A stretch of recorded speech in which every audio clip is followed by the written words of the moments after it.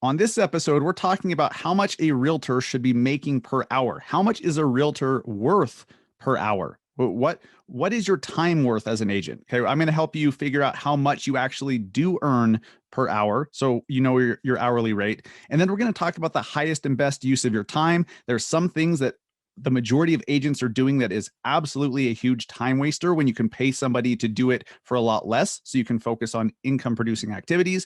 We'll talk about which activities those are, and you're going to walk away from this episode knowing how much you make per hour so you can cut the crap and focus on what you do best.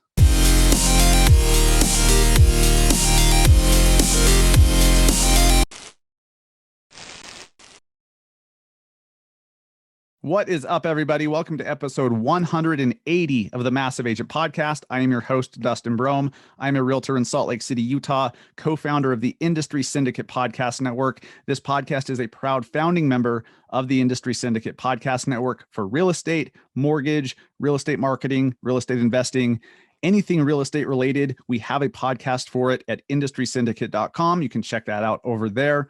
And also, I am the creator of the Massive Agent Society, our online lead generation and incoming business, like customer acquisition program that teaches you how to use paid strategies like Facebook ads and how to organically post on social media the right way so that you actually get business from posting. Facebook, LinkedIn, Instagram stories, whatever. We all know agents that are crushing it by just posting on social and being social on social media. They're doing things a certain way. And if you're not getting any traction from social, if you're not getting people hiring you just based on being active on social, you just need to make some tweaks. So our program, the Massive Agent Society, tells you what to post every single day and teaches you why that stuff works. So check that out over at massiveagentsociety.com if that sounds interesting to you. All right, so today we're going to talk about how much a realtor makes per hour. All right, it's a tough one, but I'm going to help you figure out how much you actually earn per hour. And then the greater conversation here is, how much should you be making per hour? And then are you making the most of your time? Are you using your time wisely? Once you know how much you make per hour, let's say it's $50 an hour, $100 an hour, maybe it's $20 an hour. I don't know. Well, you're going to have to figure this out and I'll walk you through it. But once you know what that number is, now you can look at stuff like, mowing your own lawn, or, I'll give a few other examples of things that you should hire out that cost much less money to hire out, that frees you up to focus on growing your business. Okay. So I'm going to walk you through all of this. My goal with this episode and with this podcast in general is not just to help you get more business. It's not just to help you bring more leads in and get customers coming in the door. That's obviously huge, but also how I want you to learn how to run a profitable real estate business. I want to teach you how to scale it. I want to teach you what different options there are out there for how to structure your team or your business or whatever you're trying to do. Because most agents out there, they're solo agents, they're solopreneurs, if you will, that don't think like entrepreneurs. They think like somebody that just owns their own job. That's fine, but I don't think that's why the majority of us got into this industry. So it's really something that I have been hammering on these last few months, is how to be more profitable, how to have more income streams, how to diversify where your money actually comes from as an agent. Kind of important, right? Like, I know what it's like when you're on that commission hamster wheel and literally the only source of income you have is closing a deal, selling that listing or hopefully getting a buyer under contract, which in this market is tough. It's more difficult. It's challenging. Certainly not impossible by any stretch, but it's more challenging than in a more balanced market. So it kind of sucks when you have no predictability behind your income. And so we talk about some of those other ways that agents can have other revenue streams and be building wealth with investments and, all the stuff, right? All the stuff. Today, we're focusing on making the most of your time and doing the income producing activities that will actually drive revenue into your business. Okay. And this starts with understanding how much you actually earn per hour. All right. So let's do some simple math on this. All right. Here's how you calculate how much you are earning per hour. And this fluctuates, I understand that realtors don't clock in and clock out. And if you're on a team or something that you do, that's weird to me, but it's easy for, it'll make calculations for this exercise easier. I don't know about you, but I got into real estate because I wanted time freedom. I wanted to be able to set my own schedule. If I want to take my kid to school or pick them up or go with them on a field trip or go on a hike in the middle of the day or go to the gym or just take a week off, I didn't want anybody else telling me that I could or couldn't do that. That's why I got into real estate. One of the reasons. So for me, if you are in a job where you have to be at the office from this time to this time, maybe that works for you. I'm not saying that I'm not saying that that's not okay, as long as that's what you want. Okay. I hope that you're honest about what you actually want out of your career and out of your life. Because if you've been listening to the last 4 to 8 episodes of this show, there's an infinite number of different ways to structure your business. Not all of them are available to every agent. I mean, some of them require that you're with a certain brokerage that gives you flexibility in a certain framework to do things. Sometimes you have to bring on people and hire in order to, grow what you want to build. That's all great. So anyhow, let me get to how to calculate how much you make per hour as a realtor. Pretty simple calculation. Right? Let's start with $100,000 a year. And let's just do gross, because net income, there's a lot of stuff that, hopefully your net income is considerably less than your gross. That means you're doing it right. That means that you have a lot of non-taxable expenses, so if you have an LLC, if you run your business through an S Corp, you can run a lot of expenses, your car payment, your gas, some food, all the stuff. Talk to a CPA. I'm not a tax guy, but your website, the dues to your brokerage, if you have them, all that stuff, those are legit business expenses. So if you have $100,000 a year coming in gross, you're not getting taxed on 100. And if you are, you're doing it wrong. Okay. So after expenses, there's a lot, it's a much smaller number. We're talking about gross today. How much gross commission income, GCI, are you bringing in? So for this example, let's use $100,000 per year. Okay, you're at $100,000 gross per year. You work 40 hours a week, and you take 2 weeks off for the year. Pretty common with if you worked a 9-to-5 job, 40 hours a week. You have 2 weeks off of vacation each year. Let's say that that's what you're doing. That equals, so that's 2,000 hours worked in a year. That's $50 an hour. Okay, 100,000 divided by 2,000 is $50 per hour. Okay, so if that works for you, if you're at 40 hours a week, you take a couple weeks off in the year, your gross is 100,000, you're earning $50 an hour. Cool. Congratulations. Or I'm sorry. Depends on how you look at it, right? We're all in different stages of our career. Totally fine. Some are more ambitious than others. Some want more, some want less, some need more, some need less. It's all good. You have to define that for yourself. Let's go with $250,000 in gross commission for a year. You're working the same 40 hours a week. That's 125 hours, or sorry, $125 per hour.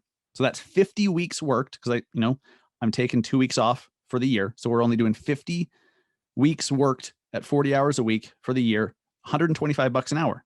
It's not bad, right? It's not bad. So do this calculation first. Okay, figure this out. And here's why I want you to have this number in your mind. Maybe it's more, maybe it's less. I don't know. Maybe you work 20 hours a week. Maybe you work 80. I know a lot of buyer's agents right now are working closer to 80. A lot of listing agents working closer to 80, because it's taken them half of that just to go through all the goddamn offers and communicate with the buyer's agents of why they didn't get it, and communicate to the seller. If you're a buyer's agent, or you're somebody that looks at the listing agent like, oh, they've got it made. Yes, they can get it under contract very easily, but it doesn't mean that their job is easy. They have all sorts of shit they have to deal with in this market that doesn't exist in a more balanced market. So everybody has a tough or a more challenging role right now. Buyer's agent, listing agent, doesn't matter. Okay. So I just want you guys to know that. You guys that are only working with buyers and you're like, oh, listing agent would be so easy.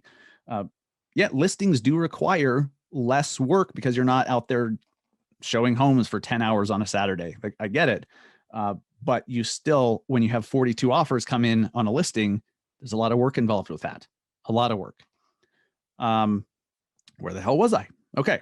So you need to have in your mind how much you make. Let's just run with $100 per hour. Okay. You're making $100 an hour. That's what you figured out. And I understand you're not going to know exactly how many hours per week you work, but estimate. Okay. If it's 8 hours a day, Monday through Friday, Monday through Saturday, whatever, just figure it out. I just round with 40 hours a week because it's a nice round number. But let's do $100 per hour is what you're earning. If each hour that you spend working on your business brings in $100, why the hell are you mowing your lawn? Why are you driving back to a restaurant that overcharged you $7 and it takes you 25 minutes to turn around, go through the drive-through, get the refund, and do all the bullshit because they overcharged you $6 or $7? Why are you doing that when each hour of your time is worth $100? Right? Hopefully, this is a paradigm shift for you. Hopefully now you're understanding, oh my God, yeah. Okay, are you somebody that drives out of your way 10 minutes or even wastes an extra 5 or 10 minutes to go save 5 cents a gallon on gas because it's cheaper over there? The reason that I am asking these specific questions, I used to do all this shit. Okay. I used to do all this stuff. When I had a painter come in, for example, just a couple of years ago, hell, it was last year. No, it was last summer. I know this because, we had a pergola built in our backyard. Cost at the time, I thought it was crazy expensive. It was like 10 grand. Okay. It was 10 grand. They said it would save us about $1,000 if we painted it ourselves. And I'm like, well, that's not that hard. Well, yeah, it is. It took days. Okay. There was a lot of wood. We had to do multiple coats. The paint itself cost over $1,000, cost $1,200. Now the painters would have actually charged more than $1,000 to paint it because the cost of the paint was more. But anyways, at the time I thought it was crazy expensive. The builder recently, I'm like, hey, we really dodged a bullet by building this last year, didn't we? How much would that pergola have cost us if we built it this year? And he said about 40 grand because of the cost of labor and mainly lumber has gone up. So, wow, like I thought it was expensive then. Had I waited, that would have been very expensive. Anyhow, we decided to paint it ourselves. When I factored in all the hours that it took to do that I couldn't be working, and my number is more than $100 an hour. It's more than that. The number that I figured out for myself is more than that. So when I look at it, I'm like, I was working for like $10 an hour there. Like, it was so stupid, so dumb. My wife and I, we haven't cut our lawns in a few years. We pay $35 a week to have somebody come and cut our lawns every Wednesday. They came this morning. It looks amazing. It takes them 10 minutes. They have a crew of 2 or 3 that shows up. They do the edging. They mow. They take all the clippings away. They do all the shit that would have taken me an hour and a half. But they do it for $35. Okay. One of the best, easiest things that every single one of you guys can do if you have grass is hire it out. Okay. Cleaning your house, doing dishes, folding laundry, all of these things that you spend your time doing, unless you love them, that's fine. But if you don't, once you know how much you are worth per hour and how much you're going to make on average if you spend the time working, now you can see why people hire a nanny or why they hire a housekeeper, why they have somebody detail their car, why they have somebody come wash their car in their driveway, so that now you can see why people do these things. It's for time. All right. If you earn $100 per hour and you wanted to go wash your car, okay, and it's going to take you, let's say 30 minutes out of your day, drive there, go through the car wash, come back. Let's say it's 30 minutes. It's probably less. Maybe it's more. I don't know, but 30 minutes. So that's $50. How much did the car wash cost? Right? $20, 30, I don't know. But how much would it cost to have somebody come to your house and wash it for you so you don't have to stop working? Right? Probably less than $100. So now that you know how much you earn per hour, you can make better decisions. Realtors, transaction coordinator. We've talked about this many times, and I'm not done talking about it either. Are you still doing all the paperwork? Are you still submitting files to your broker? Are you still, converting shit to PDF and making sure all the T's are crossed and I's are dotted and sending, if you're personally going into Dotloop or into DigiSign, into SkySlope, into DocuSign, whatever, and marking up contracts and, marking all that stuff up yourself, you're doing it wrong, because you can have someone do that for much, much, much less than $100 an hour. And they're going to be better at it. If you hire a good TC, they're better at that stuff than you. This is why I always harp on agents to hire a transaction coordinator, even if you feel like you're not ready for one. Because I'm telling you, first off, with most TCs, you pay when the deal closes. Let's say it's $400. Okay, some are 300, some are 500. Depends on what they do. Okay, but here's how it works with the transaction coordinator. You go get a listing agreement signed. Okay, and you can even say, hey, TC, here's the seller's info. Can you please mark that up and send that listing agreement for signatures? And if they're a licensed transaction coordinator, they can do contracts for you. An unlicensed one cannot deal with contracts because they're not a licensed real estate professional. So get a licensed transaction coordinator. When you do, now you can spend more time talking with clients, prospecting, doing marketing, posting on social media, doing an Instagram story, or if you want to, just chill. Okay. But here's where this really gets good.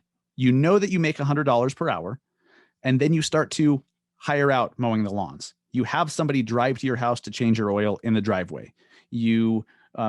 If a restaurant overcharges you $10 and it's going to take you 20, 30 minutes to go fix it, you just let it go because you're like, not worth my time. I make $100 an hour.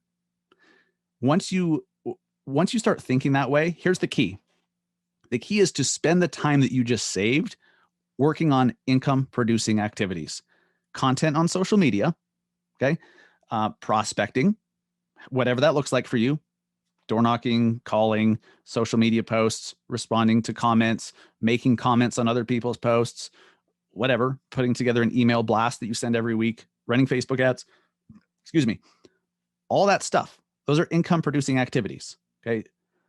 If you can take the time that you just saved by hiring out, getting your lawns done, and having somebody else paint your house, and having somebody, a gardener come in and get rid of the weeds and do all the shit, right? Or detail your car for you. You start to do that, and you use that time on income producing activities, your income and your business will explode. I guarantee it. If you recall, I don't have the episode number in front of me. We've had Matthew Kane on the show twice. Okay. He's an agent. He's been an agent for just over 2 full years. He's doing around 100 deals per year now by himself. And the first time he was on the show, he was doing 40 deals. He did 40 deals his first year by himself. And so we had him on to see, how'd you do that? Then we brought him in after year 2, and he doubled it to 80, 85 deals a year. And we asked him, if you recall the episode, I'll find it here in a second. But just search Matthew Kane, Massive Agent Podcast. You'll find the most recent episode in whichever podcast player you're listening, or just Google it.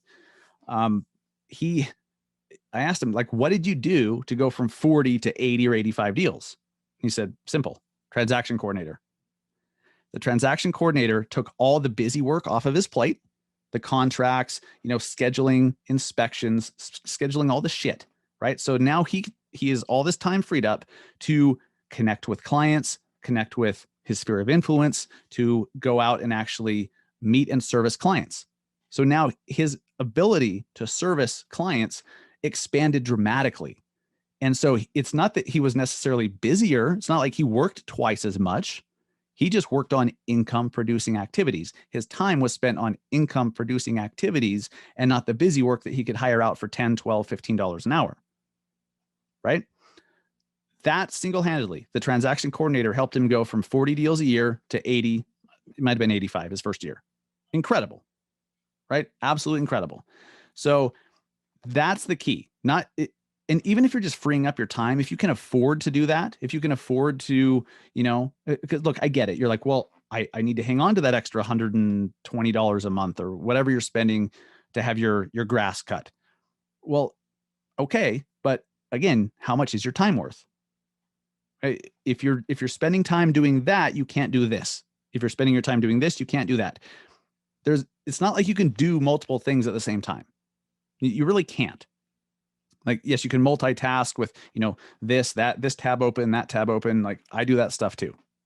Not exactly smart, but sometimes you just have to do it. But you can't be mowing your lawn and prospecting at the same time. You can't do that. So, you've got to pick. The key is the money making activities. Spend your time doing the money making activities, the income producing activities. And I promise you, you will have a similar story to Matthew Kane. And you're just spending the time that you'd be working anyways. You're spending it smarter. You're working on income producing activities instead of busy work. And I want you guys to just be conscious of this. If this is a new way of looking at things for you, awesome. If you've been in the business for a while and you're kind of already doing this, cool. What else can you hire out? I've gotten to the point where I hire out a lot of the stuff with my content. I create the content. I record this podcast, but then I take the video and I send it over to my team. I have somebody edit the podcast and put the music in the front and transitions and all the stuff, and they send me back a finished podcast episode. They upload it to Buzzsprout for me. I just go in, create the title, and the description, the show notes. Okay, so I record the content, and then the verbiage itself, like the show notes, I create that. All the other mechanical stuff, I have somebody else do. I take this video, I send it over to my assistant, Renee, and she sends it to my video team, and she takes care of a few things, and they send back some clips for social media that then I go share with the guest. That stuff, those are things that I personally don't need to do. But I do personally need to record this podcast. I can't outsource this podcast being recorded. I can't do that. I'm not going to do that. That'd be weird. I can't outsource being on a video. I have to be on a video. I can't outsource somebody else writing with my personality and my voice. But what I can do is have them come up with a summary of the episode. And then I go in and change some things and put it in my own verbiage, in my own words. So that saves me a lot of time so I can do more of it. And it frees me up to do other things. I have a couple irons in the fire and, a team of 160 plus now in 30 states. And so I'm able to devote a lot more time to support them and help them to grow their business and to help them to get more deals coming in, because I'm not so focused on mine. It's been game changing since I started to understand how much I earn per hour, and then outsourcing all the shit that somebody else can do cheaper. And aside from the money, the freeing up mental space and mental energy is hugely underrated. Just by me knowing that when I record an episode, for example, and then I just send it off and they take care of all the stuff, and then I just have to write a headline and stuff, that frees me up from thinking about, okay, I've got to edit this. I need to take out 45 seconds to 3.5 minutes because there was an audio issue or whatever. I got to chop this little piece out. I don't have to think about that stuff. I can now think about vision. I can think about the direction that I want to go. I can think about, what else I can do to expand and grow rather than all the minutia. So even if you're outsourcing something that only saves you 10 minutes, 20 minutes, whatever, not having those things weighing on your mind in your ongoing mental to-do list that we all have, you start removing stuff from your mental to-do list and you become more clear. And I promise you, you're going to be getting a lot more done and you're going to be growing faster. You're actually going to be able to focus on the direction to go and moves to make rather than just maintaining all the little things. Because I was doing that for a long time and I'm still not where I need to be with that. But I was so focused on just getting a podcast out and getting, my team taken care of for the week and getting this planned and that planned that I was never growing. I was never doing more. I was always just staying where I was at until I hired an assistant, till I have a video team doing, chopping up the podcast episode and doing the YouTube version and all that stuff. I wasn't able to grow because I didn't have time when it was all on my shoulders. So whatever you make per hour, think about that now in the front of your mind when you're doing stuff throughout the day. When you're going to the grocery store, if you're spending an hour going to Costco when you could just go on their website, order it, have it delivered, and it only costs you an extra 20, 40, 20, 30, 40 bucks or whatever for delivery, and you're making $100 an hour, you're spending 40 bucks to have it delivered, you just saved yourself 60 bucks. And that time was spent building. See how this works? So if you're spending your time going to the grocery store and preparing dinner and all that, like, that's fine if that's what you want to do. But like with meals, you can have meal prep done. You know, my wife and I have used something called Clean Eats, where they'll ship meals with all the nutrition facts and everything, and they're actually freaking delicious. Clean Eats is what it's called. There's a bunch of them, but Clean Eats I really like. They'll ship it to you, you know, covered in dry ice and all that, so it comes to you still frozen. It's kind of cool. And then you just take the thing and pop it in the microwave or put it on the stovetop, and 5 minutes later or less, your meal's ready, rather than taking 30 minutes, chopping shit up, putting stuff together, cooking it. That saves a bunch of time. Yeah, maybe the meal costs you $15 instead of $6. Okay. See where I'm going with this? I hope that you're thinking differently now, because this has changed my life and my business. And now I'm thinking, what else can I outsource? Anything that doesn't personally require me to be on video or my voice to actually be part of the content, I can outsource it. So I'm constantly figuring out how else I can do that, so I can be the CEO and not the, what the hell else would it be? Just the person doing all the shit, right? Like, I can hire someone to do the things. I can hire somebody better than me to do the things while I'm the CEO, and I just overlook and make sure that stuff gets done properly. I make sure that, everything's working properly. You have to start thinking of yourself as the CEO of your company and of your brand. If you don't, start today. You are the CEO of your own business, not your own job, your own business.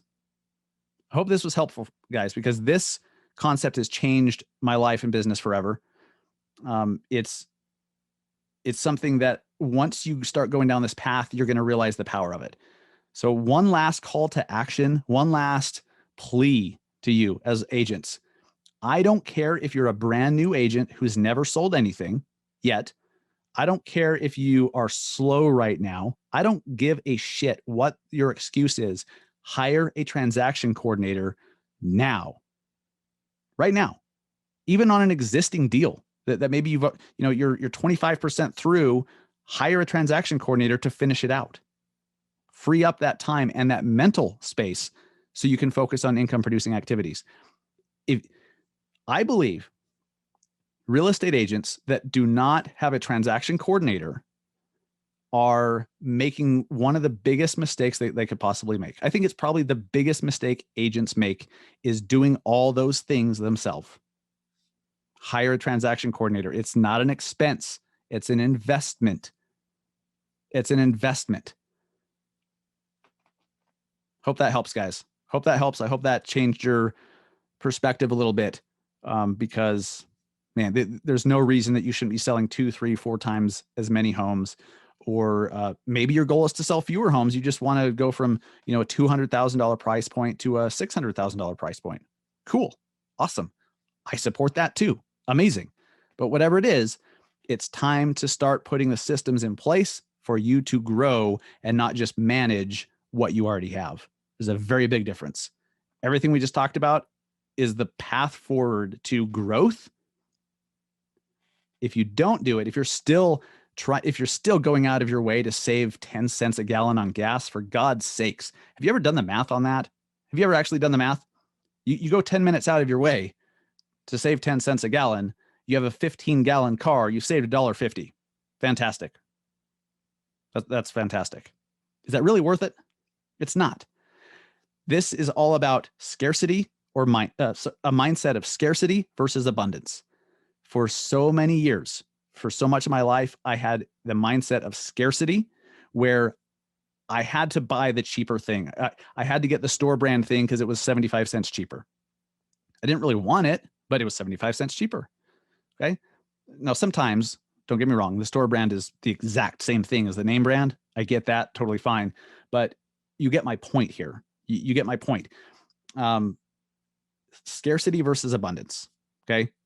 You start switching over to how do I make sure that I'm earning $100 per hour and outsource everything that isn't, or let me rephrase this.